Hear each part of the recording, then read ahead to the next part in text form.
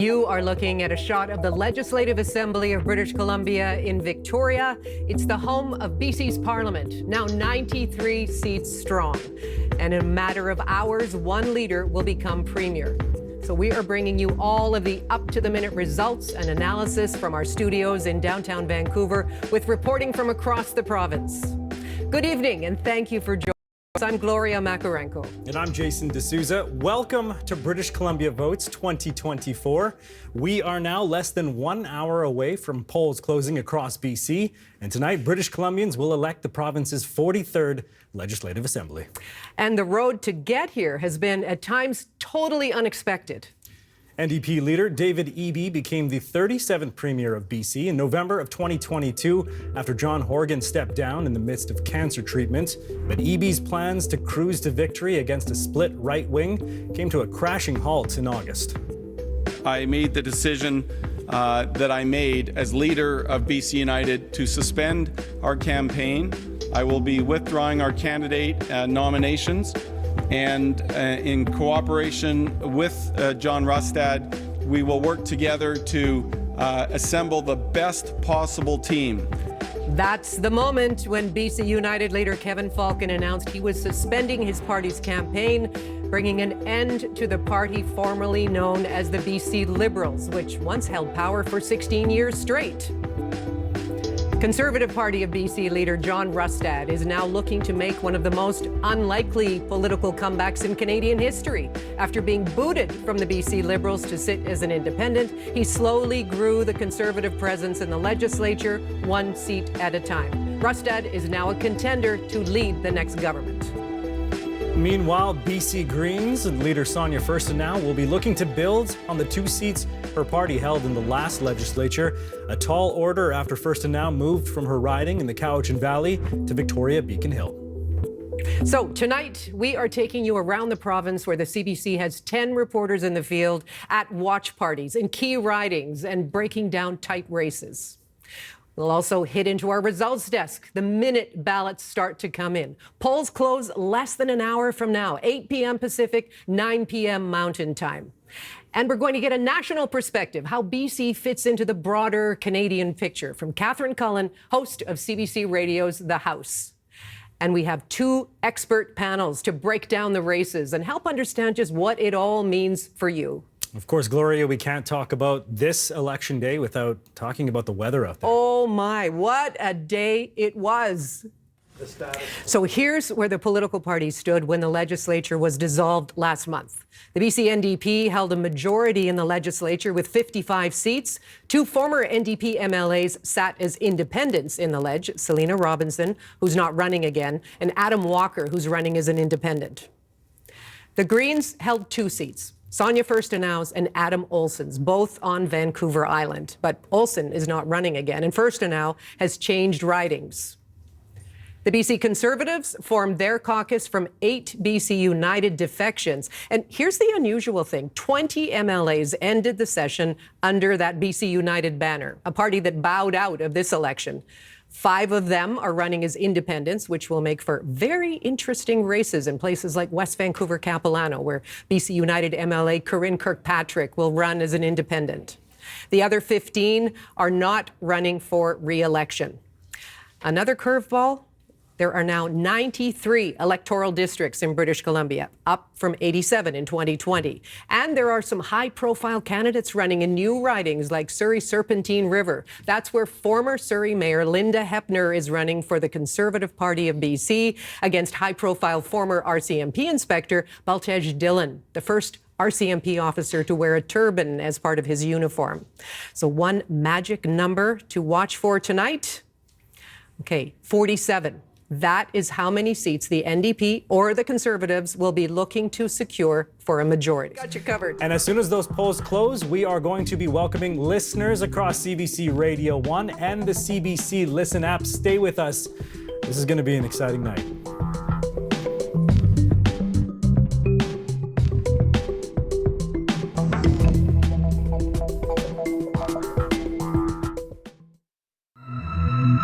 It's 8 p.m. AM Pacific, 9 Mountain, and across the province from the shores of Okanagan Lake to the Sunshine Coast, from the Rocky Mountains to the Coast Mountains, from the busy streets of Burnaby's Metrotown to the township roads of the Peace, the polls have closed. British Columbians are deciding today who they want to form their next provincial legislature. Will they decide to stand firm behind David Eby and the NDP? BC is a place where everyone can build a good life. I know I've got more work to do, that our government's got a lot more work to do, but we won't stop until the job is done. Or is it time to try something new and make history by voting in a BC Conservative government? If we want them to be able to stay in this province, we need to address the core reason of why they're thinking of leaving. They need to be able to have hope and optimism for a future. They need to be able to afford to live in this province and to raise a family. Or will British Columbians elect enough Greens or Independents that we might end the night with a minority government? If we want less polarization, if we want more focus on solutions, we have to get away from a winner-takes-all two-party system, and you have to elect enough Greens to prevent that from happening. You are looking at a shot of the Legislative Assembly of British Columbia in Victoria. It's the home of BC's government, now 93 seats strong. Well, it is time to tally the votes in BC's 43rd general election. We are bringing you everything you need to know, up-to-the-minute results and analysis from our studios in downtown Vancouver, with coverage from reporters in towns and communities all around BC.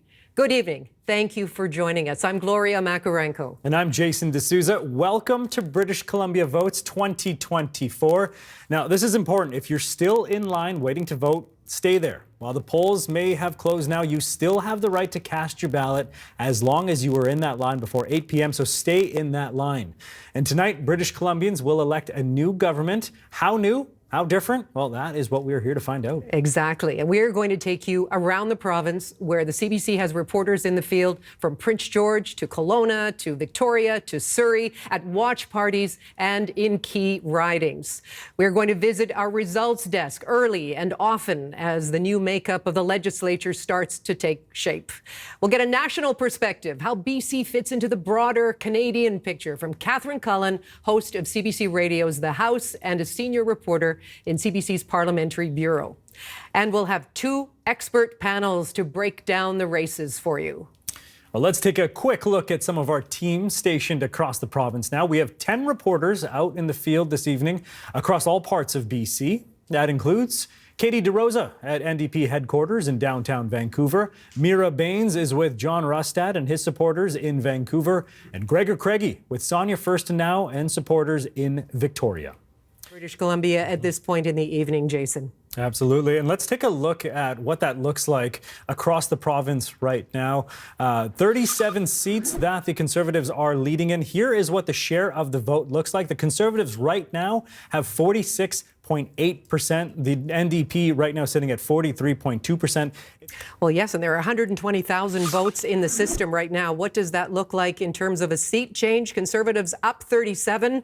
Now, we have to remind you, they could only go up because there were no Conservatives elected in the last vote here in British Columbia in 2020. The NDP are down 16 seats. And we have another projection. Yes, we do. Our decision desk is now projecting that. Yes, John Rustad, projected elected in his riding. There is no surprise there. He has held that riding since 2005, but he's in a very, very strong lead. Projected elected, the leader of the Conservative Party. And this has got to be an amazing moment for him. I mean, yes, to be elected, but to think about how far he has brought this party. This is not a surprise at all. Spencer Chandra Herbert, projected elected for Vancouver West End. You can see that huge lead already early on, and not a surprise there, but I'm sure if you're NDP supporters, you're happy to see that check mark to confirm an MLA has been elected here. And fast and furious, hot and heavy. This is where the results are coming in. Let's go to the Greens. Skeena Green, Terry Young with 1 vote. Claire Ratte, the Conservative, with 1 vote. Yes, we can do math as journalists. It's quite amazing. Love it. Love it. Let's go to another one, another Green vote. Victoria Beacon Hill. Sonia Furstenau, the leader of the Green Party, leading by 31 votes over the incumbent Grace Lohr. Folks, this is a dead heat right now. The NDP... It hasn't moved. It hasn't moved in a while, that's true. The NDP leading or elected in 45 ridings. The very same for the Conservatives, and the Greens right now leading in 3 ridings. This is what it looks like across the province. A lot of blue, of course, you can see on the east side of the province. The island down there, virtually all orange, but there is a speck of blue in territory that the NDP is normally familiar with. I want to show you something else. I'm seeing green in Skeena. That thought, Pete Fry. It's still early in the night, and there's so much going on. I want to show you right now. When we're talking about close races, take a look at this. The 10 closest races right now that are separated by fewer than 100 votes, including Surrey Cloverdale, Surrey City Centre, Cowichan Valley, Vernon Lumby, North Island, Surrey Fleetwood, Wandafeuca, Malahat. Right there you see 5 Conservatives leading, 2 NDP leading. What that would look at, the difference, again, fewer than 100 votes. So these would be the party standings if those seats were to go Conservative. 48 for the Conservatives, 43 NDP, 2 for the Green. Now, what if we were to flip that? And again, when you have just a handful of votes separating some of those, a completely different picture. 48 for the NDP% of the results cast, the votes cast across the province. We're playing with those right now. There are 11 close races that are under 100 votes that are separating them. And this is the picture for the New Democratic Party right now. Overall, they've got a 45% share of the vote, but you can see, look along that right-hand margin. You can see how many points they are down by. In some areas, yes, it's 2.4. Fraser Valley, Northern Interior, down by 6. But there are some significant declines there for the Richmond. NDP that helps to paint the picture of what we're seeing here this evening. Again, where we're sitting right now, Conservatives at 47, leading in 47. Oh, back to 46. That's flipping around. NDP leading in 45 ridings, and the Greens right now leading in 2. Let's take you to... Just before we do that, Gloria, we have a result to bring to your attention. Vancouver Point Grey, NDP leader David Eby wins Vancouver Point Grey. We knew this had the possibility of being a close race. Of course, David Eby unseating former BC Premier and BC Liberal leader Christy Clark in this same riding, but he will carry Vancouver Point Grey. You know he's going to be happy about that, but I'm sure David Eby watching the broader story right now for his battleground Richmond. Dan and Michelle have the latest there. Now let's take you to Richmond now, and let's take a look at the vote share first of all. Here we are with the Conservatives with 50% of the vote there, the NDP at 40.6%. And let's look at the seat change and see where those changes have come.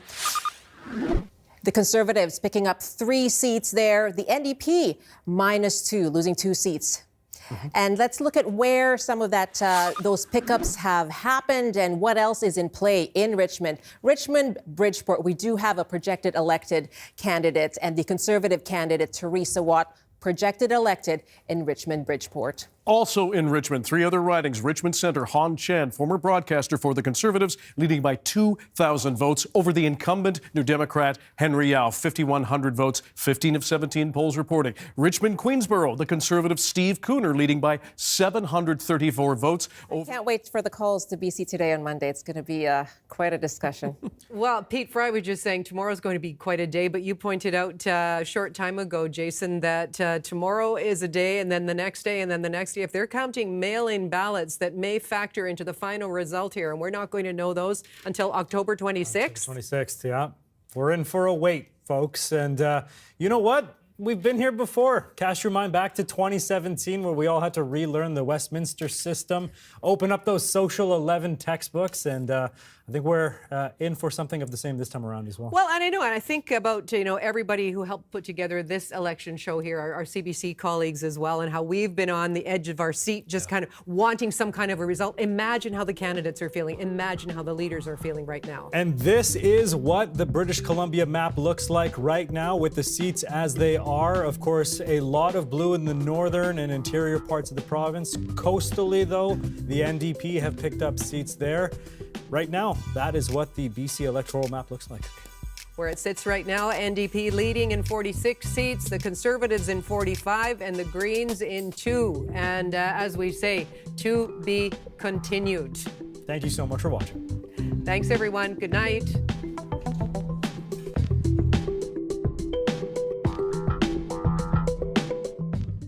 This is a Global News special presentation.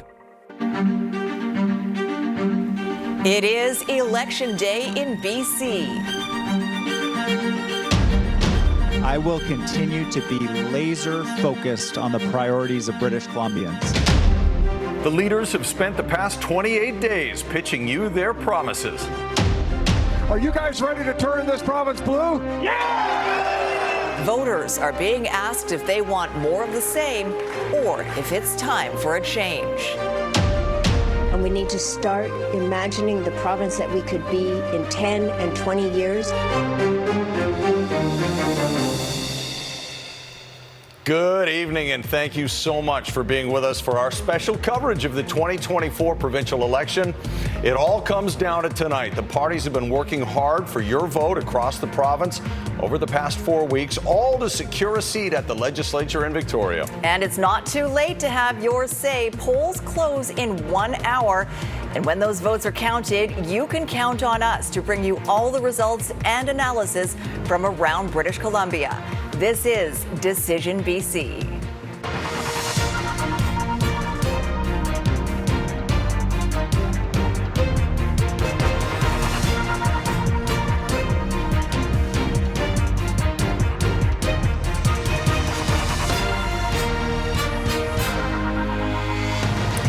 We have reporters joining us from the three main party headquarters to bring us the latest from the campaigns as the evening unfolds. In Vancouver, Sarah McDonald is at BC NDP headquarters. Jordan Armstrong is at BC Conservatives headquarters, also in Vancouver. And in Victoria, Kylie Stanton is at BC Green Party headquarters. And of course, we have teams in some key ridings across this province to bring you the latest reaction. Alyssa Thibault is in Vancouver, the city with the most seats up for grabs at 12. Travis Prasad is in battleground Surrey, where there are 10 seats available.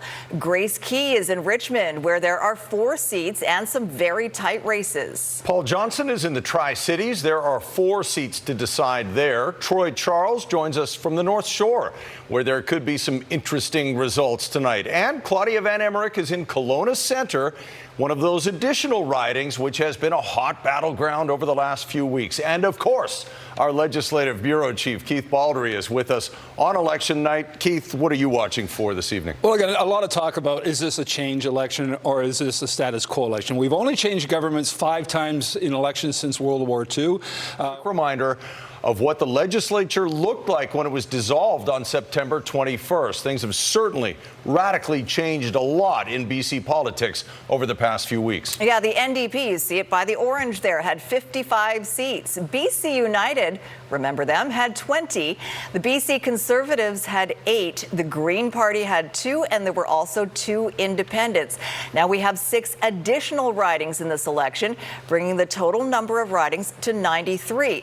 And we are looking for the magic number of 47. Keep that number in your mind. 47 is what any party needs to win to form a majority government. All right, we'll bring in Richard Zussman now, who's also here watching and analyzing the results as they come in. Richard, you've been studying these ridings for months. Walk us through the paths to power. Yeah, so as you described, there are opportunities here for both the NDP and the Conservatives, but we got to start here. Back 4 years ago in 2020, the BC Liberals won 28 seats, the NDP won 57. The red, it's all gone. So let's take a look here at 2024, and we'll do this riding prediction tool. And ultimately, it's up to you, the voter, to decide how this map gets filled out tonight, but we know there are battlegrounds. And one of the huge stories in this campaign are the independents. And we're going to lay that out in a minute, but I want you to focus in on these numbers up here. So you heard Sophie say it. That magic number you're looking for is 47. The NDP actually starts from a place of advantage because of all those seats they won last time, but the Conservatives are hoping to make significant inroads. So let's focus. And political parties focus in heavily in that last week on those key battlegrounds. It was amazing to me when I saw the numbers today. The NDP have visited 47 ridings this election. The Conservatives, 42 ridings. You know, a full blitz across the province. So let's talk about that overlap, because clearly the places where they are worried were the places they went to visit over the past few days. So we'll start on Vancouver, or let's start at Metro Vancouver. This is largely where a lot of the attention was focused, and there were a few different places where they focus some of that attention. So let's start right here in North Vancouver, Seymour. And again, remember, the polls are still open. This is one of those places that has been impacted by... I like that. Thank you for watching our coverage down there at Melissa DiGenova's campaign office. Vancouver, Yaletown, my riding. You know, we've talked about how the NDP are very strong. Oh, I should mention, sorry, polls have closed. Polls have closed. Yeah, we just passed it. That's right. The countdown clock went away. The countdown clock disappeared. So we'll start having results hopefully in about 15 minutes' time. But what I wanted to say is Vancouver is very rich with NDP supporters, obviously. But in two ridings that... It doesn't look like they're falling short right now, Jazz, thanks to you and to the panel. The Conservatives jumping out to a very early lead here. And again, it is early. Results are coming in quickly, but the Conservatives, for those of you listening and watching, are leading in 37 ridings, the NDP in 27 ridings, so that's a significant lead early on, and one Green Party candidate is in the lead. The Conservatives are leading in some of the key ridings that the NDP won for the very first time in 2020. So Richard's got some results, I think, on that as well. Yeah, so let's take a look at this. So we're going to focus in on Metro Vancouver. I want to show you where these results are coming. And this is what we talked about at the beginning of the show, that wave through the Fraser Valley. And you see the Conservatives starting to take these leads, and then also right here in Richmond. So I want to show you some of these results. This is one of the key ridings. Surrey Serpentine River, again, a key number to watch. Lead 133, polls reporting 4 of 19. And Elections BC promised the results would be coming fast and furious, and they are coming fast and furious. This is another one we have spent a lot of time focusing in on. Jody Tour is the Conservative against incumbent Andrew Mercier. It's a 296 vote lead. These lines will tell you a lot of stories around how those leads are changing. The other place that seems to be a little bit different is right here on Vancouver Island. So we'll focus in on the island. This is an area where the NDP has historically done incredibly well. Well, look, the Conservatives are off to an early lead. And this one would be a major shocker. But look, it's just a very close 6-vote lead with 3 of 33 polls reporting incredibly close. But this is potentially some of the story that we're seeing. We're starting to see the Conservatives resonate in some of these places where they historically have not done very well. And last one I want to show you, we're seeing a lot of blue here. This is one of those seats that the Greens had held, Saanich North and the Islands. Well, David Bush is up, but just 6 votes. So again, very early, but some really, really interesting results that are all indicating that the Conservatives may be getting the breakthrough here. But again, extremely, extremely early. Some tight races there. Other races, not so tight, like in the Jackal Lakes, which of course is Conservative leader John Rustad's riding. He's up 1,200 votes over the NDP candidate, Murphy Abram, at 73.5% of the vote now in the Jackal Lakes. So let's take a look at where things stand now with the polls having closed just 15 minutes ago. Young is up 171 votes. 3 of 19 polls are reporting here, but so close, and we'll see these trend lines change as it goes. But at 45, 45-2, it's quite the start here as we start seeing some of those trends, and those places we expected could switch are switching, guys. Incredible. There's a missing riding somewhere. Yeah. We're missing one reporting riding, although our system doesn't seem to indicate where that is. But yeah, this is the scenario we're talking about. The Conservatives have the lead now. All right, well, we're at this dead heat right now, as you can see on the screen. NDP leading or elected in 45 ridings. The Conservatives, okay, we're just going to refresh it. Let's have a look now. All right, that's pretty much the same. NDP leading in 44, elected in 1. Conservatives leading in 44, elected in 1. That was the Jackal Lakes. John Rustad's riding. Greens are leading in 2 at the moment. Here's the close races. Skeena, this is going to go back and forth all night. Richard just showed essentially tied there. Yeah. Maple Ridge East, Bob Death, the incumbent, always a very close vote there. The NDP winning in the new riding of Kelowna Centre so far, very slim lead. Surrey Fleetwood, which had been a strong NDP riding. And now you've got the NDP with a slight lead in Saanich North and the Islands, which the Green Party had. We've talked a lot about battleground Surrey and some very tight races that I'm sure we'll see tonight. Richard Zussman has more on what's going on in Surrey right now. Yeah, so the bottom line numbers may not be changing, but we're getting more and more votes into the system. And I do want to focus in on Surrey because this looks very different than how we've seen in the past. I want to show you that. So this is 2020. You can see that, the big orange blob right in the middle of Surrey. Well, 2024, again, it's very early, is shaping up a little differently. And let's focus in on some of these ridings that would be gains. Surrey North, Rashna Singh is the incumbent, but this, just a 109 vote lead with 4 out of 18 polls reporting there. Some of these ridings are reporting with like less than 2% of the polls in here, but now we've got David Eby elected in Vancouver Point Grey. That's our second leader elected after, now we've got Grace Lohr continuing to boost her lead over Sonia Furstenau. That's becoming fairly significant there for the NDP in Victoria Beacon Hill. And for the Green Party. Yes, if their leader gets defeated, that's bad news. And John Rustad, as we reported earlier, very easy win there in the Chaco Lakes. Again, no one was expecting anything different than that. And this, again, very strong, historic riding for the NDP, New Westminster, Coquitlam. The first time New Westminster has not appeared as its own name on a ballot since 1871, when our first election was actually held. It has to actually share a name with Coquitlam now. We're seeing the numbers move around again. The Conservatives now leading with 46, 45 for the NDP and the Greens in 2. He's winning easily and has been elected in Caribou-Chilcotin.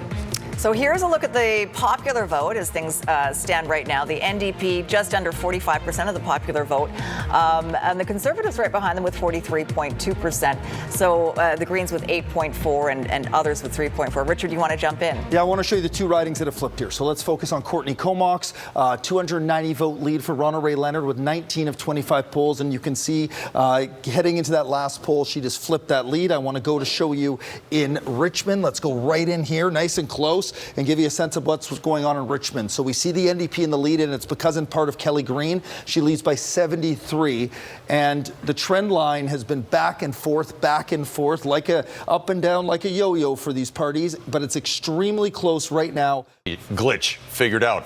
All right, our issues panel has been watching closely. I'm sure they have some thoughts. Sonia Sunger is with them. Sonia? Yeah, thanks very much, Chris. You know, we are watching this all play out, and when we talk about the issues, we've heard so much about housing, affordability, healthcare, but let's talk public safety, because we know that that is something that really has resonated with Conservative voters. We're seeing so far very strong results for the Conservatives. How much of a factor did their messaging on public safety, do you think, play in this? Jump back into the lead here.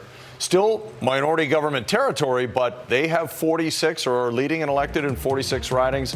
And this is a big turn of events for Sonia Furstenau, the leader of the Green Party, Keith, in Victoria Beacon Hill. Yeah, the NDP was genuinely concerned about this. They were getting very nervous at Sonia Furstenau because she had that leader cachet, sort of different than just a typical outsider candidate. But Grace Lohr, again, a lead of significant. She won by about 7,400, so her lead has been cut in half. And the popular vote continues to favor the New Democrats, which is, again, those numbers down below this. And the Green vote, you see 8.2, that basically cut in half in 2020. Green vote has been going down the last few elections. And hours on TV. Hey, thanks to everyone. Thanks to you for voting and for joining us tonight for our election And coverage. thanks to the crew. Yeah, I was just going to say that. Thanks to the crew for helping us put this on. Thanks to you, viewers, for joining us for Decision BC. Good stuff. When those votes Have a great night, all. You can count on us to bring you all the results and analysis.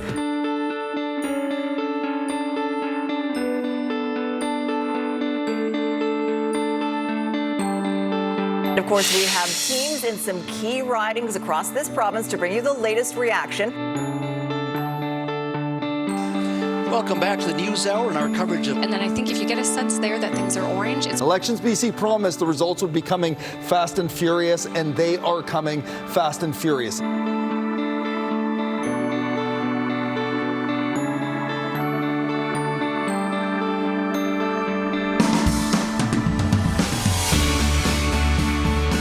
Because this is one of the most incredible scenarios I've ever seen. Their leader has lost. It's not the outcome that we'd hoped for in Victoria Beacon Hill tonight, but I'm so proud of the campaign that we ran.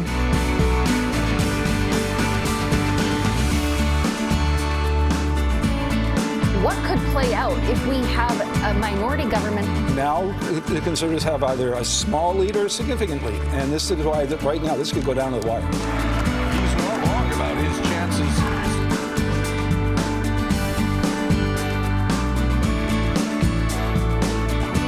But now they're flirting with the prospect of actually pulling this off. Very exciting in here for the supporters, Mike. Oh, this is unbelievable. I mean, this is an incredibly historic night in British Columbia. This is a swing riding. It swings like a jazz band. Incumbents who have been re-elected tonight, Adrian. Tonight, congratulations. And I believe strongly that this is what happens when you stand on values. That's we got to do better. And that was our commitment to British Columbians. We got to do better.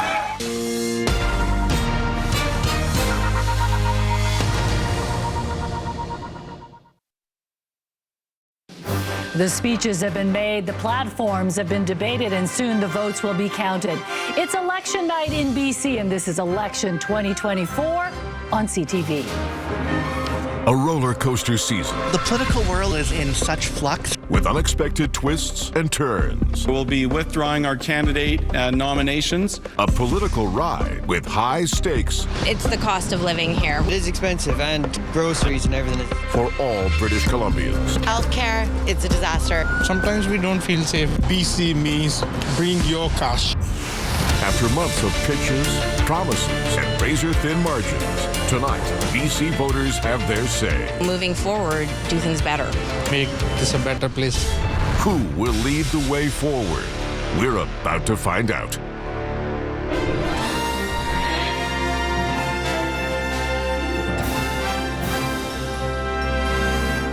From CTV News Vancouver, this is Election 2024 with me, Zheng Li. Good evening and thanks for joining us. We will get to our election coverage in just a moment, but we begin with the severe weather that is having an impact on the election. The first atmospheric river of the season showed no mercy, pummeling the south coast. CTV's Craig Krause has a closer look at flooding and the damage left behind. Change hands and will likely determine the outcome of this election. Let's take a look at the top 10 that we've identified. Starting with Surrey Cloverdale, it features two incumbent candidates. Mike Starchuk flipped this riding in 2020. On the other side is former Surrey South BC United MLA Eleanor Sturcode, now running for the Conservatives. Victoria Beacon Hill is another one of those two incumbents going head-to-head. It's long been a safe NDP seat. But Green Party leader Sonia Furstenau, as we just saw, is running there against NDP Cabinet Minister Grace Lohr. Adding to the mix, Conservative candidate Tim Thielman is a local lawyer who's run a high-profile campaign.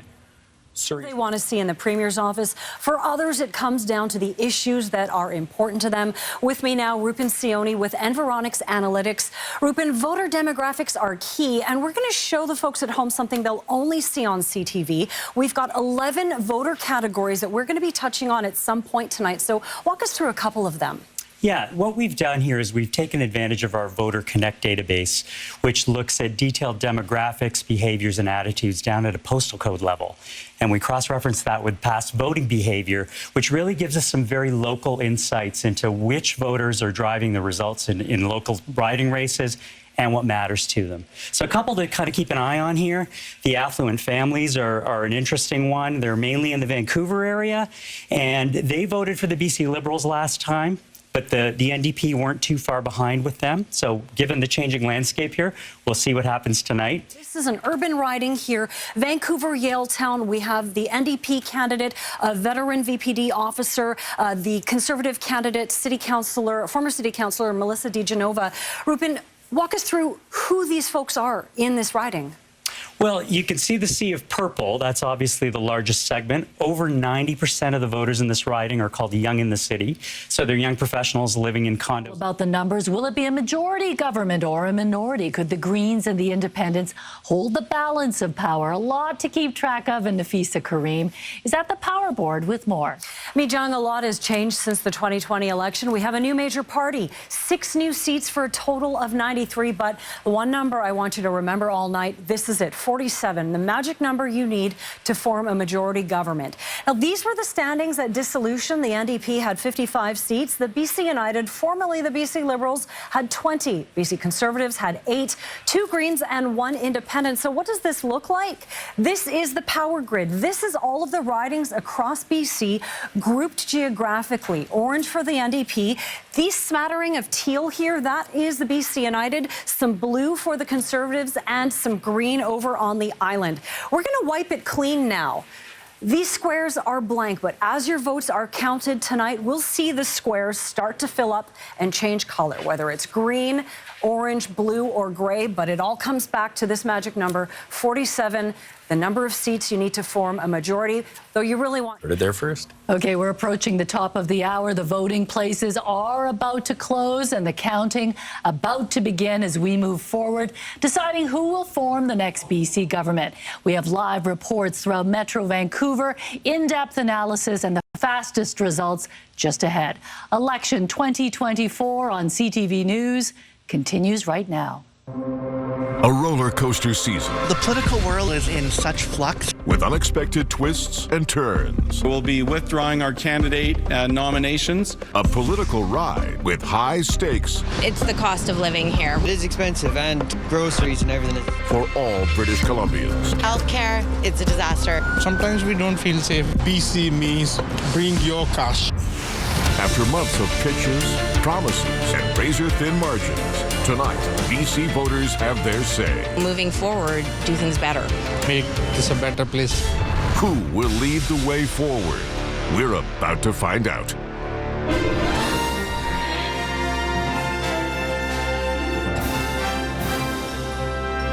From CTV News Vancouver, this is Election 2024 with me, Zheng Li.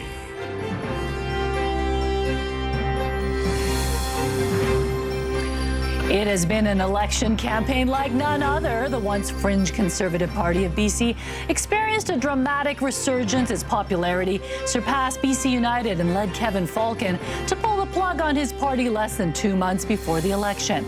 The three leaders campaigned on fixing British Columbians' major frustrations: the cost of living, high real estate prices, healthcare, crime, and social disorder. It's been a contentious election, defined by NDP leaks of comments made by Conservative leader John Rustad about the COVID-19 vaccine and climate action. Rustad has also been dealing with fallout from a series of controversial remarks by candidates that emerged on social media. Good evening, and thank you for joining us. The results, the reasons behind them, the reactions, and of course, the new government. You will see it all unfold live right here. We are also streaming on ctvnewsvancouver.ca. The first results are just minutes away. Here's how you'll see them. On the bottom of your screen, the standings of the parties and independents. That's who's leading and who's elected. And on the right side of your screen, we'll have results from all 93 ridings as we get them. We'll be cycling through them all throughout the night. Joining me in studio all evening is CTV's Legislative Bureau Chief Rob Buffum. Together, we're bringing you those results. Rob, what are you watching tonight? Well, this is an exciting time. We've been waiting for a long time for this moment. We're going to find out very soon. We're going to be looking at those battlegrounds in the suburban areas around Vancouver. That's where... Okay, thank you, Penny. And I believe we have results coming in already. We have electronic tabulating this time. For the first time, we've got Salmon Arm Shuswap. David Williams, the Conservative, leading by 191 votes. So first results coming in. This is a milestone when we see the results so quickly. Yeah, well, Elections BC said they figured by 8:30 there would be 50% of the votes in and 98% of them by the end of the hour. There we go. Keele Giddens and Prince George there, lead of just a short number of ballots, but that's an early lead for the Conservatives. Yeah, Abbotsford South. Mike, you're watching Abbotsford. Bruce Banman, the Conservative incumbent. You're not surprised that he's in the lead right now? Not surprised. Would expect Bruce Banman to win. Probably a little closer. Well, we can declare that John Rustad has been re-elected in Nechako Lake, so that's a milestone for That is a milestone. It dates back to first person elected tonight. was a BC Conservative, and it hasn't happened in 46 years in this province. John Rustad, no surprise, Nechako Lakes. And the leader of the Conservative Party since... is the first Conservative elected in 57 years. Yeah, and he says he was kind of a reluctant leader, like he never saw that he would be in this position. I don't think John Rustad ever, from the decade or more that I worked with him, ever maneuvered to become a leader, and yet here he is on a very exciting night.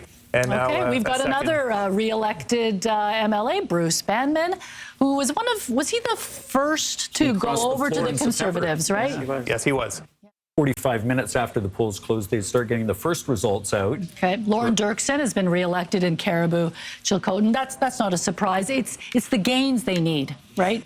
It is the ridings they need to hold, the gains that they need, and what I think is really interesting is as we watch these returns. Here's another NDP. Heavily favored in Vancouver West End. No surprise there. Yeah. No surprises whatsoever.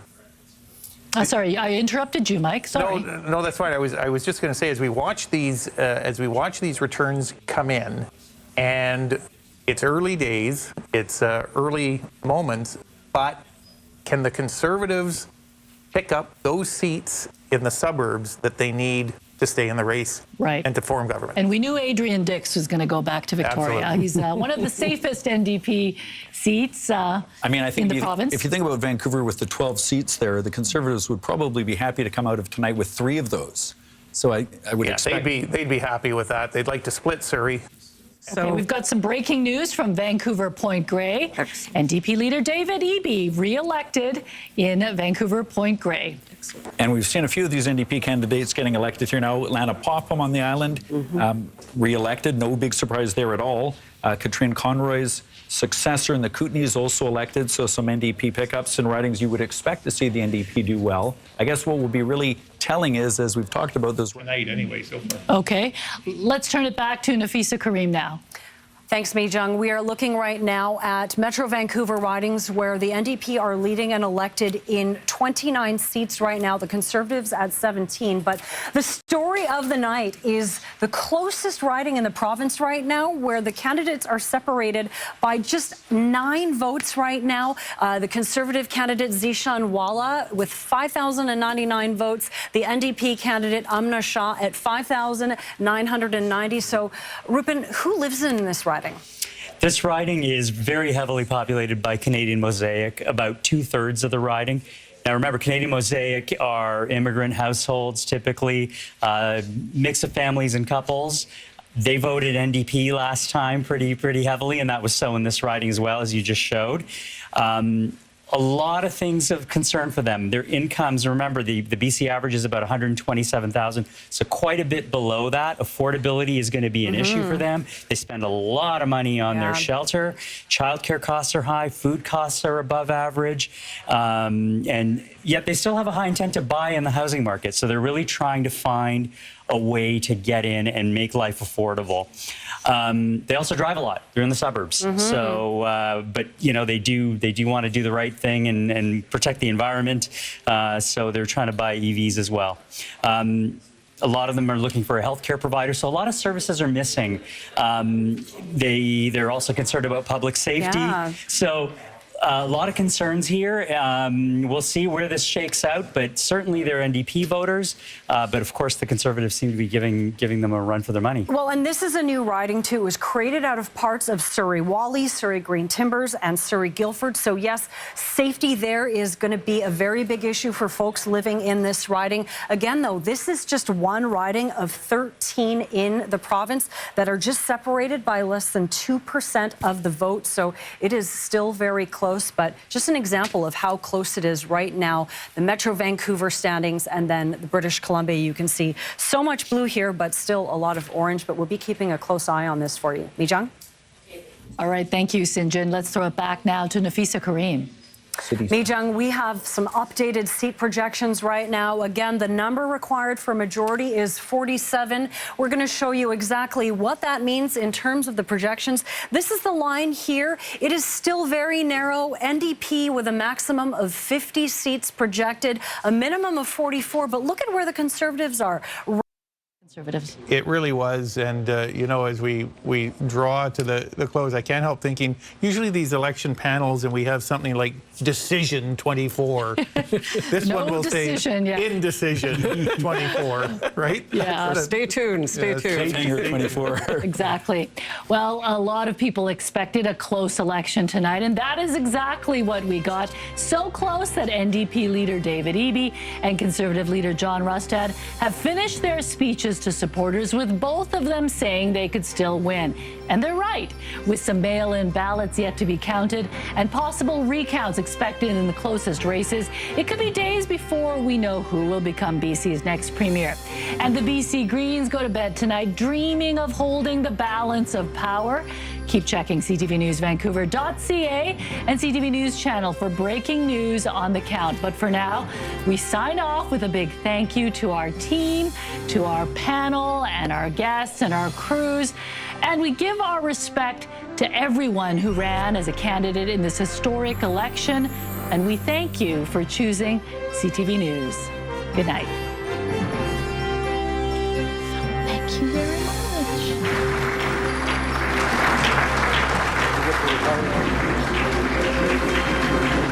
Adam and I are both going to enjoy very much spending time with our families.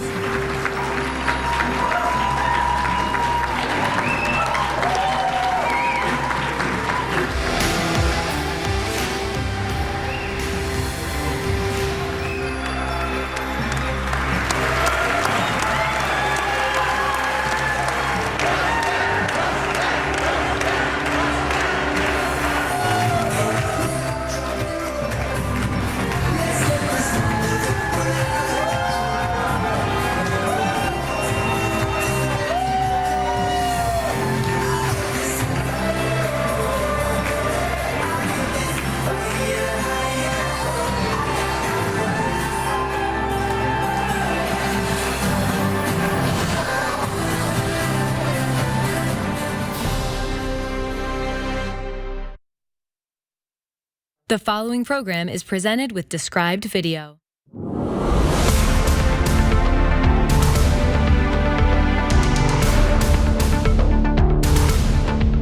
Good evening, happy Election Day, and welcome to CHEK's live coverage of Your Vote 2024. Now, in this horrible weather, we hope you're all safe somewhere tonight as you're tuning in. I'm Stacey Ross here with Paul Haysom.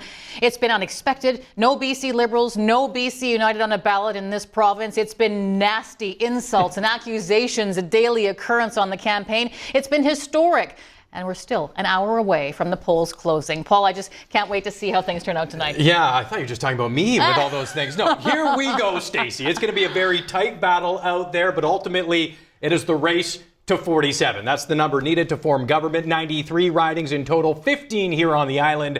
We've got every single one of them covered. You mentioned it's been a nasty campaign, Stacey. It is nasty outside, so will it be the winds of change or just a little rain on the NDP's parade back to the BC legislature? Either way, it's going to be a whole lot of fun to watch. Absolutely. You know, the leaders spent an extraordinary amount of time on Vancouver Island during this campaign, and for good reason, too. A lot could change here, and our votes could play a vital role in who forms the next government in that race to 47 seats. We will be with you all the way tonight. We're in Campbell River, we're in Nanaimo, and we're with the Conservatives, Greens, and NDP here in Greater Victoria. And, of course, Rob Shaw will be with us. He'll be joining us live from Vancouver. They've been nodding like that for an hour straight, so thanks to all of them for doing that.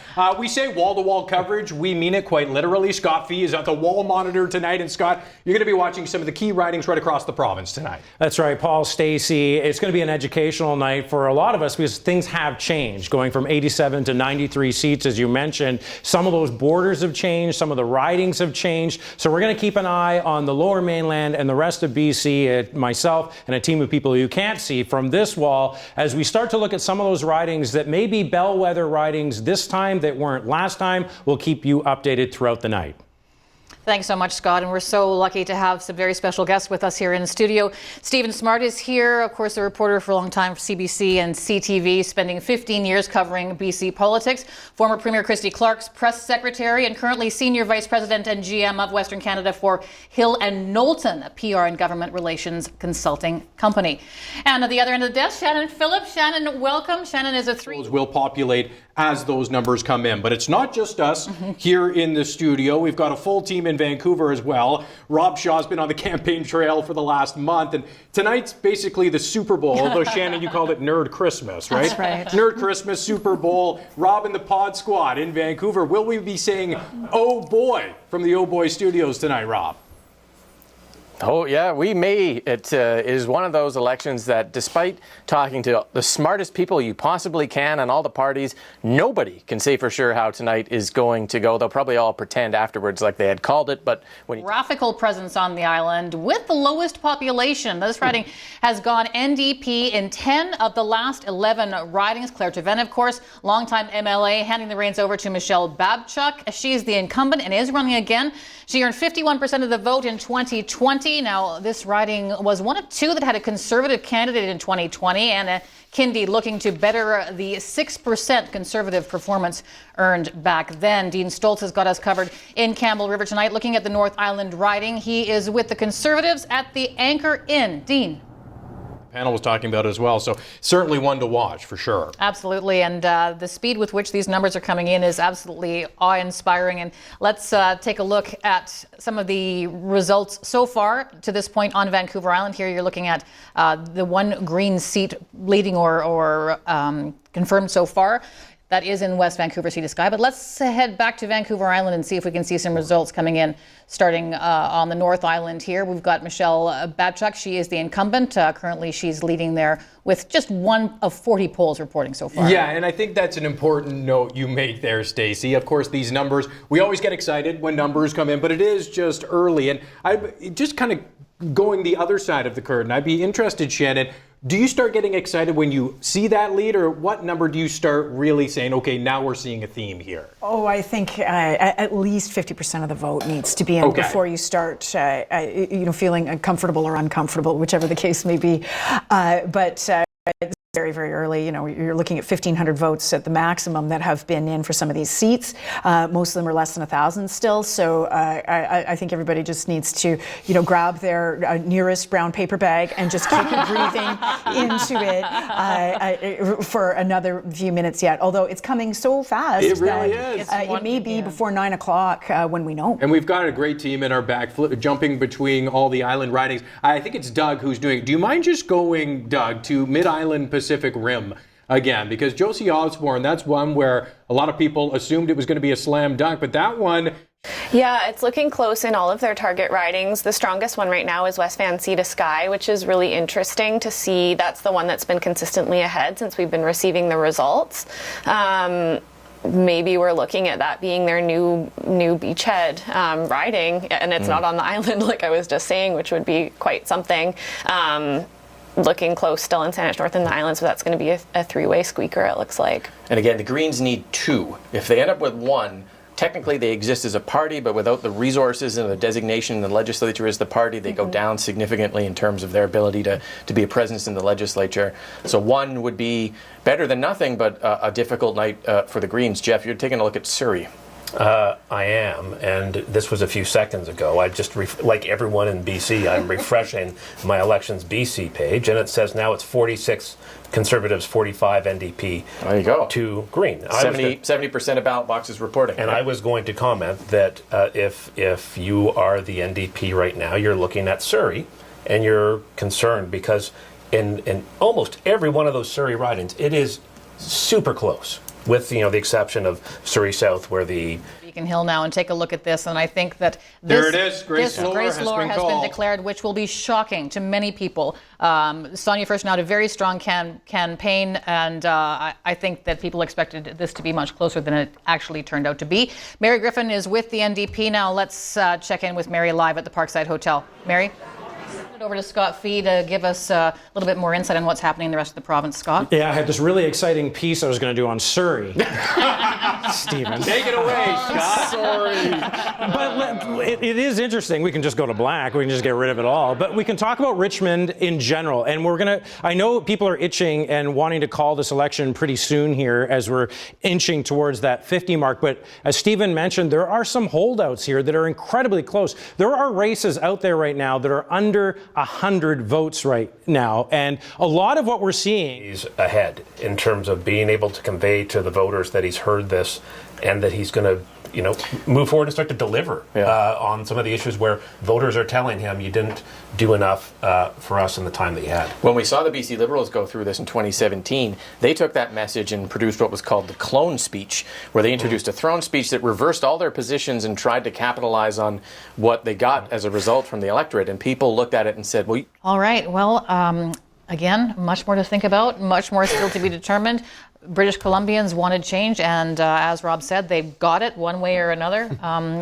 What will be our government going forward will be different. And, no one quite knows. No one quite knows how that'll work. Again, just a big thank you to Stephen Smart, Shannon Phillips. We told 100%. them that we'd probably be wrapping up before 10. They had places to be, things to see. Thank you for sticking around. This was both great. of you. Absolutely appreciate it. Thank you. And you know what? Thank It you. takes a team to bring a live election broadcast to you. So we're so grateful for everybody in the control room, all our reporters out in the field, and the huge team of people that it takes to bring a night like this into your living rooms. So thank you to everybody on behalf of Paul Haysom and all the CHEK team. I'm Stacey Ross.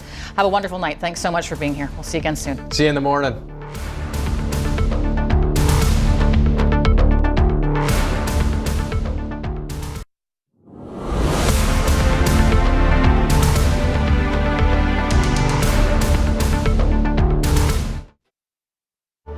It's 8 p.m. and polls have closed. Tonight, BC decides. And October 19th, we are going to turn this province blue. And it's time for us to put British Columbians first. We won't stop until the job is done. Will it be a Rustad-led Conservative government? Or will British Columbians entrust Eby with another term? Your election coverage starts now.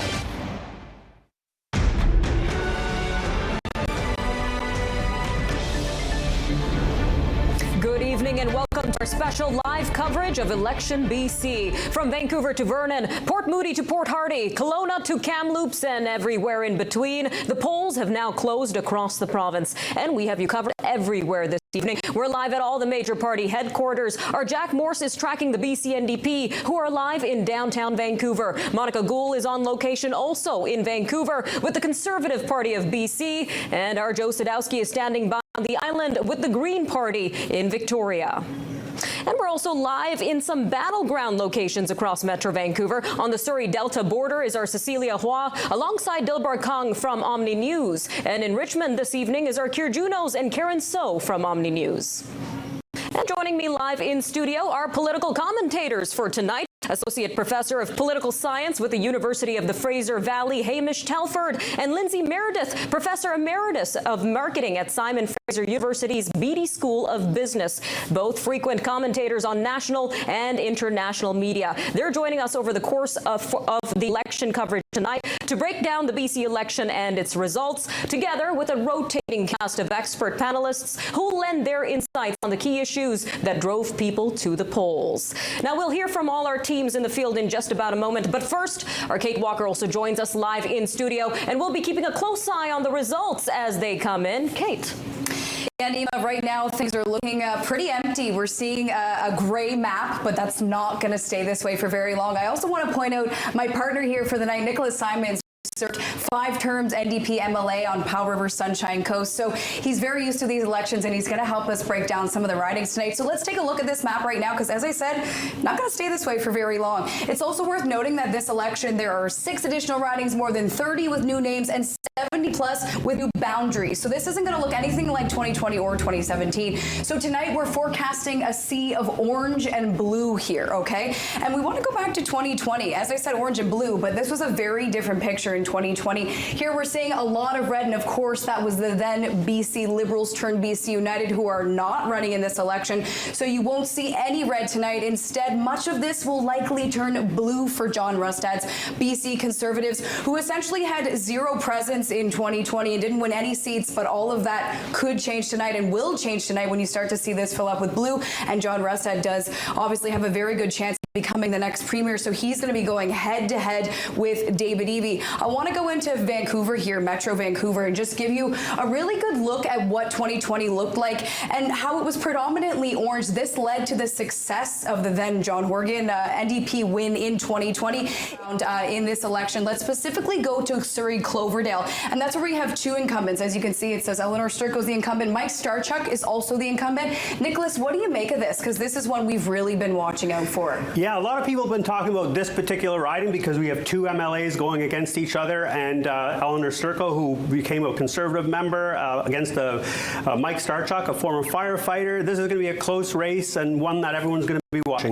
Of course. All right, I'll send it back to you, Nima. All right, thanks for that, Kate. That map's going to be looking a lot different later tonight. And as you just heard from Kate, results from polling stations across the province should start rolling in, and you'll see them all across your screen. On the bottom left, you'll see how many seats each party is leading or elected in. And a reminder, the magic number here is 47 seats to form a majority in the BC legislature. You will also see on the bottom right, rotating results from all 93 ridings across the province, rolling right across the screen all night.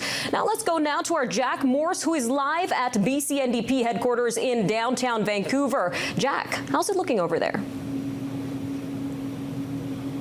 To you, Nima. All right, thanks for that, Jack. Jack Morse over at the NDP headquarters with Nikki Sharma. Now, as we mentioned, the polls are officially closed, and we're seeing early results rolling through. Here to break down the numbers is our political commentary team, Hamish Telford and Lindsay Meredith. But first, let's have a look back at the 2024 BC election campaign. The 2024 provincial election, what a roller coaster it has been.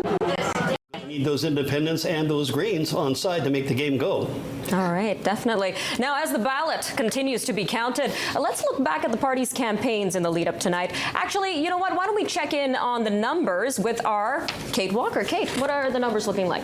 Yeah, Nima, so the last time you came to us, this map was great, and I told you it was going to change really quickly, and that's exactly what it did. So I just want to preface this by saying just because what we're seeing here, a lot of blue, some orange, it doesn't necessarily mean that it's declared. It means that this is the way that it's leading. So, for example, let's head over to one of the ridings here, which is lighting up blue. So the Conservatives are now leading, but it's important to note only one of 25 polls reported, so still a lot of time to declare this riding. Nicholas, what do you make of what you're seeing so far in these candidates that are running? Kate, you're exactly right. The one of 5 polls isn't going to be necessarily 6 votes, a 4-vote lead over 2. We'll see the results come in a lot faster soon, and we'll see results change. And John Rustad's riding. He is currently leading again. 19 of 36 polls have only been counted so far, but he's got 69% of the vote so far, leading with 4,000 votes. So, Nicholas, what do you make of this? Well, it looks to me like John Rustad's held on to his riding. I guess that's probably pretty clear from the numbers so far. Obviously, I'm not in the position to say for sure. That's up to the voters at the end of the night. But it looks like John Rustad's held on to his riding. It's definitely his race to lose here. And we're going to send things back to you, Nima. All right, lots of blue over in Surrey. Now let's check out another battleground location in Richmond. Our Kier Juno standing by with Karen So from Omni News. Kier.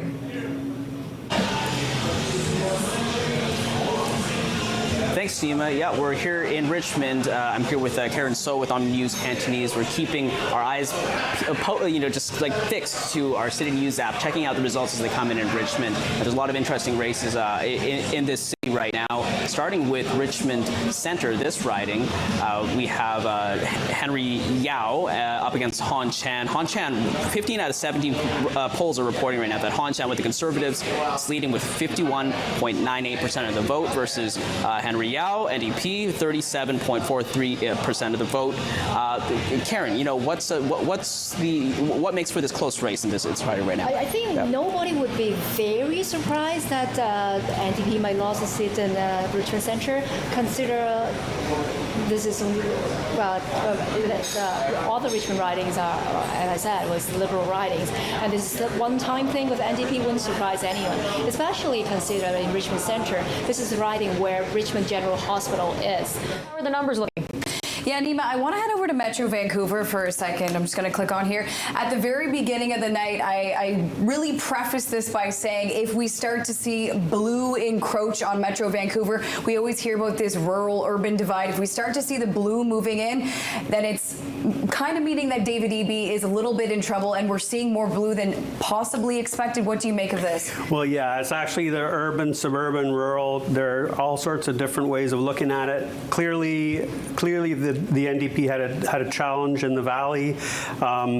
Somewhat expected results in the Vancouver area, I think you could say, but yeah, it's obviously where the NDP's lost some of its support. Okay, and before I move on, I just want to welcome the viewers that are joining us from Hockey Night in Canada. Thank you for switching over from hockey to politics. I want to move in again in Metro Vancouver to Point Grey, where David Eby. First of all, we talked about how technology was going to affect this election. We talked about it at the ballot boxes. It's also affecting the way we're getting results. So right now it's showing 17 of 20 polls. We know that David Eby has won his seat. No surprise here. No surprise. And if you're watching hockey, I don't know what the score was, but this is going into overtime here. Obviously, it's so close. We're going to probably wait till quite a little bit later to know how it's going to end up. But it looks like right now it's close. Eby has obviously won his seat. Have two of the three leaders in this election. Okay. Also in Metro Vancouver, I want to go to Little Mountain, where Christine Boyle, we know she's won also. Shows here 61.7% of the votes, but we know Quite the historic comeback for the BC Conservatives. Monica, thank you again. And that's our Monica Gould over at the BC Conservative headquarters. Now, just stay with us. We're going to be resetting for just a moment, but we'll be right back with our live 11 o'clock news coverage of the election, so stay tuned.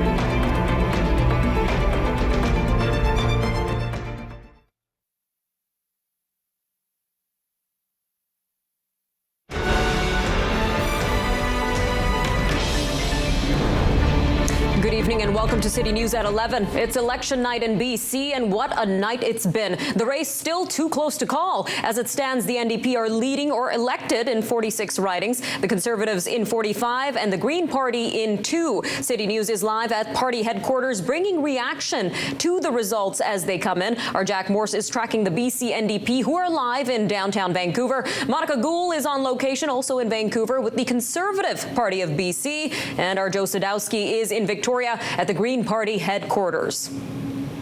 And we're also live in some battleground locations across Metro Vancouver. On the Surrey Delta border is our Cecilia Hua alongside Dilbar Kong from Omni News, where some of the races are really close. And in Richmond this evening is our Kier Junos and Karen So from Omni News. Now, we've been joined tonight by a rotating panel of experts to unpack election results as they roll in. Let's bring them in to talk about what this close of a race could mean for British Columbians and the future of the province. Political commentator Hamish Telford here. So are the Green Party again put in that position of kingmaker, Hamish? It looks like it very much right now. If these numbers hold up at 46. Nous vous souhaitons la bienvenue en Colombie-Britannique, la province la plus à l'ouest du Canada.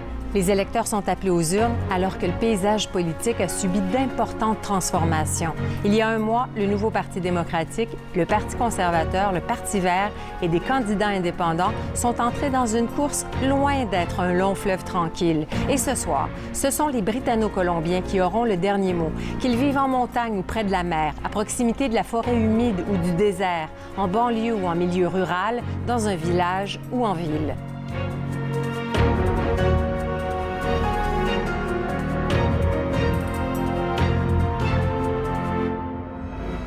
Les bureaux de scrutin ferment dans moins d'une demi-heure. Suivez-nous pour connaître le choix des électeurs et comprendre les enjeux auxquels fera face le prochain gouvernement élu ce soir.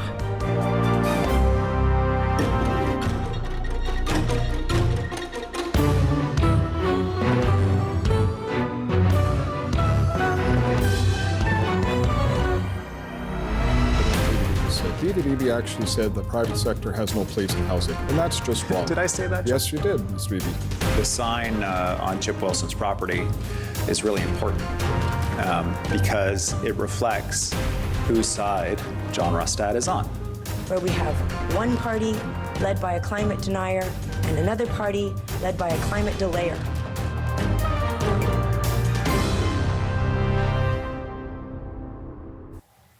Bonsoir à tous et à toutes. Bienvenue à cette soirée électorale diffusée sur ICI Télé et sur RDI. Bienvenue aux auditeurs d'ICI Première et aux internautes sur la page des résultats ainsi que sur YouTube. Je m'appelle Julie Carpentier. Ça fait maintenant 4 semaines que les électeurs de la Colombie-Britannique sont courtisés par les principaux partis politiques.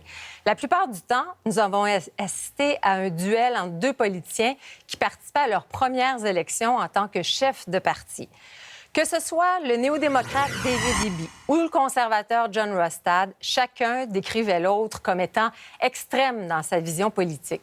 Et Sonia Furstenau, chef des Verts, prise entre les deux, s'est présentée comme une alternative à cette rivalité. Vous voyez en bas de l'écran qu'il reste, avant la fermeture des bureaux de scrutin, maintenant environ 27 minutes, voilà, je l'ai trouvé. Je suis accompagnée ce soir de journalistes et d'analystes qui vont me souffler à l'oreille de temps en temps comme ça. Julie Landry. Bonsoir. Nicolas Kenny, bonsoir. Et également à la carte interactive, Wildinette Paul. Bonsoir, Wildinette. Bonsoir, Julie. Nicolas, commençons avec vous parce qu'il y a beaucoup de choses à expliquer ce soir. C'est une campagne électorale qui a été marquée par plusieurs crises sociales. Ce qui se passe en Colombie-Britannique est complexe et les politiciens ont vraiment eu du fil à retordre pour trouver des solutions à toutes ces crises. Et ils nous ont beaucoup parlé de ces problèmes, de ces crises dans la société britanno-colombienne. Coût de la vie en particulier, on sait que ça coûte très cher de se loger en Colombie-Britannique. Dans le milieu de la santé, il y a une crise aussi. Manque de médecins de famille, des urgences qui ferment, une crise d'opioïdes qui dure depuis des années et qui entraîne... Donc, vous nous le disiez, 93 circonscriptions. Le chiffre magique ce soir à surveiller, ce sera 47. Ça veut dire qu'il faudra 47 sièges pour les partis dans la course pour former un gouvernement majoritaire.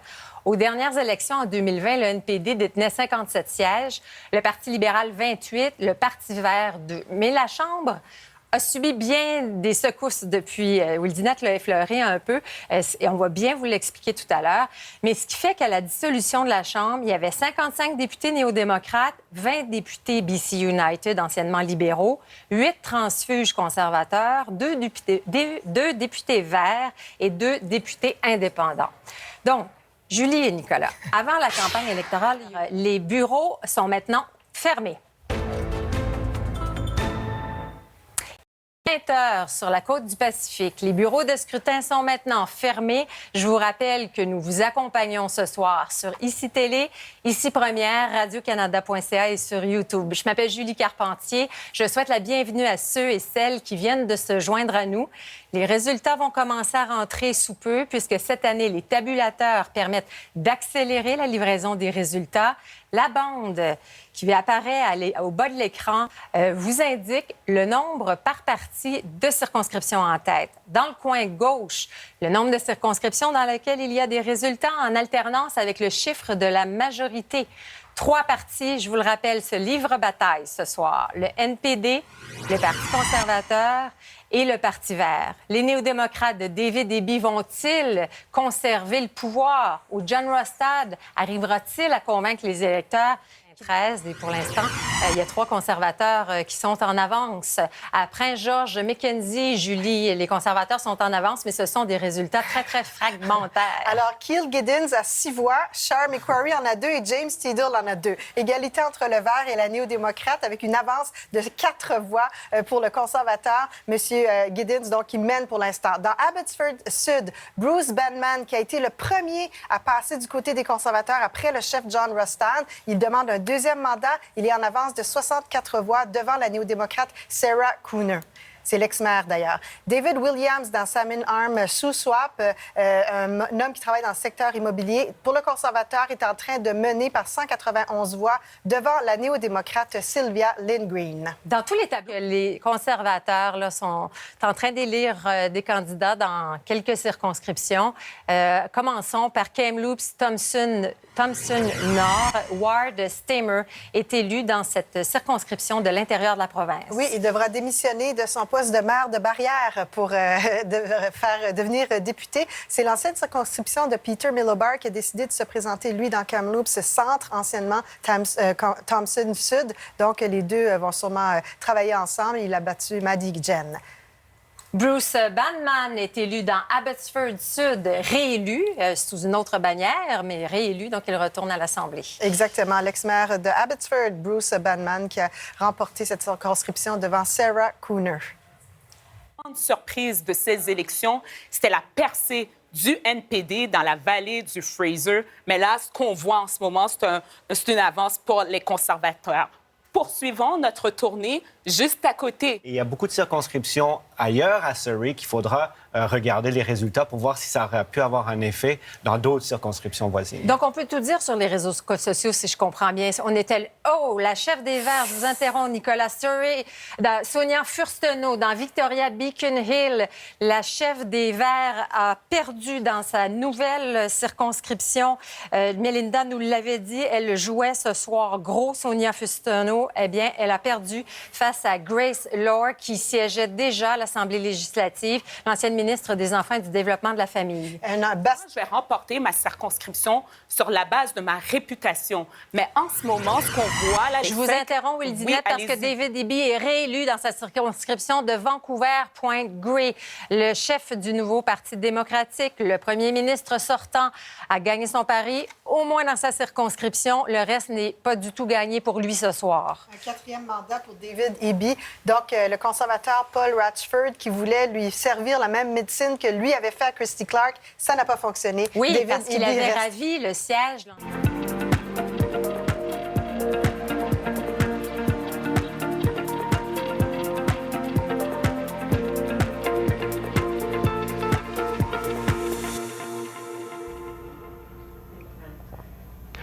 各位觀眾大家好，歡迎收睇2024卑詩省選直擊。嗱咧，今晚咧我哋喺第43屆嘅省選當中啦嚇，投票嘅部分咧其實已經圓滿結束㗎啦。咁啊點票數字亦都陸續有嚟。咁今晚咧我哋會邀請咧幾位嘉賓同我哋咧一齊傾下最新嘅點票結果㗎。咁同大家介紹一下，咁咧兩位都係我哋本地嘅時事評論員，咁分別咧有何錦星先生咁同埋咧有廖長仁先生㗎，歡迎兩位。嗱，我哋今晚咧節目開始之前咧，不如我哋都先睇一睇下，即係目前呢個最緊張嘅點票形勢先啦。嗱，我哋嘅記者鄭家榮咧，今日亦都喺我哋錄影廠呢一度嘅。鄭家榮啊，其實今日咧我哋呢個情況咧，可唔可以話即係個點票數字出得好快，都叫七七八八啊？係啊，咁由於今年咧係採用咗電子嘅點票系統啊，咁目前開票嘅票數咧已經超過147000張嘅選票㗎啦。咁我哋而家先睇下各個選區嘅點票結果先。咁嘅最新嘅數字咧，新民主黨喺48個選區中係領先嘅。咁保守黨嘅候選人咧喺43個選區中亦都係領先。咁綠黨目前咧就係有2個議席咧係暫時領先嘅啫。咁跟住落嚟，我哋睇下三大黨領各自嘅選區嘅形勢先。新民主黨嘅尹大衛咧，同埋保守黨嘅羅士德咧都係取得明顯嘅優勢嘅喺佢哋嘅選區入面。咁相信咧能夠穩住自己嘅議席。但係綠黨嘅黨領咧 Sonia Furstenau， 目前喺佢嘅選區維多利亞 Beacon Hill 咧，就係以落後於呢個現任嘅兒童及家庭發展廳長洛維斯嘅情況嘅。咁跟住落嚟，我哋睇下列治文 Bridgeport 選區嘅情況先。咁列治文 Bridgeport 咧係由卑詩保守黨爭取緊連任嘅華裔候選省議員屈傑冰咧喺開票以嚟一路領先㗎啦。咁另一方面啊。咁有5名嘅華裔候選人參選嘅列治文中選區咧，目前戰況係非常之激烈嘅。咁保守黨候選人咧，陳漢生就目前大幅領先，緊隨其後嘅咧就係新民主黨嘅姚君憲。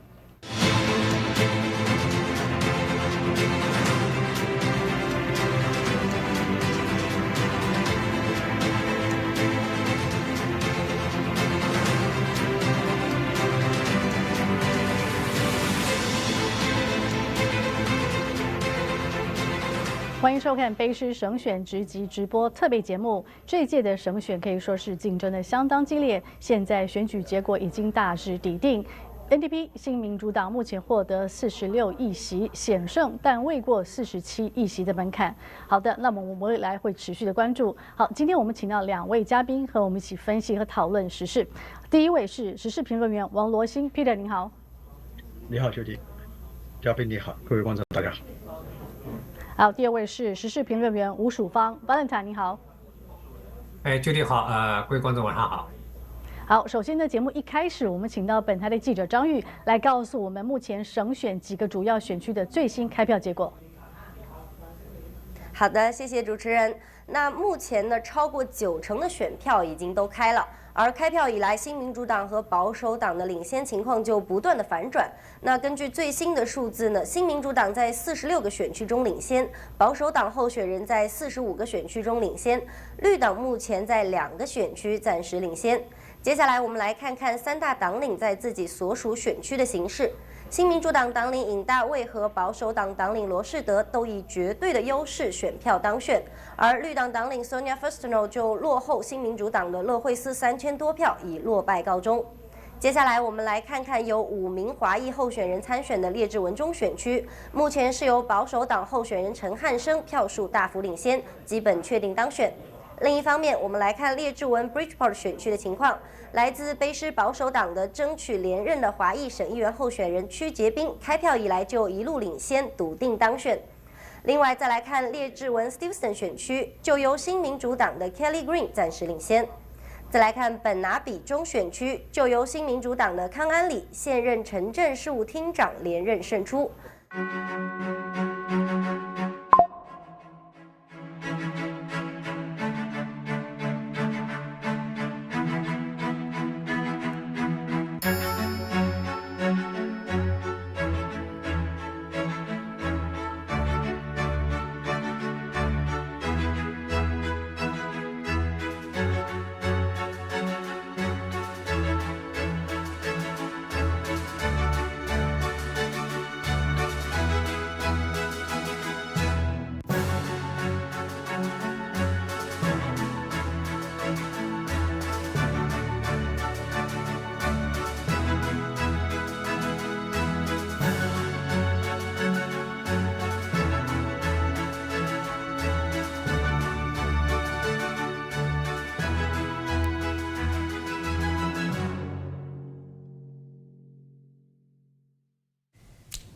Good evening, everyone. I'm Eddie Huband, and welcome to BC Decides, our live election coverage here at CKPG News. Polls have been closed now as of 8 o'clock. They are officially closed. And over the next 2 hours, we're going to have up-to-the-minute results to share with you, as long as expert analysis from political analysts. Caden Fanshawe, Pat Bell, our former MLA Pat Bell, will be joining us in studio shortly. We're going to check in with them throughout the night. We're also going to have our reporters in the field, Adam Burles and Cheryl Jan. They'll be interviewing candidates from throughout the region. It's going to be a big night for British Columbians. And to kick things off with tonight's show, we're going to bring in political analyst Chris Beach. Chris, thank you so much for joining us tonight. Good to be here. Thanks. So let's start here. Obviously, this is a very, very unique election. It kind of changed completely when the BC United Party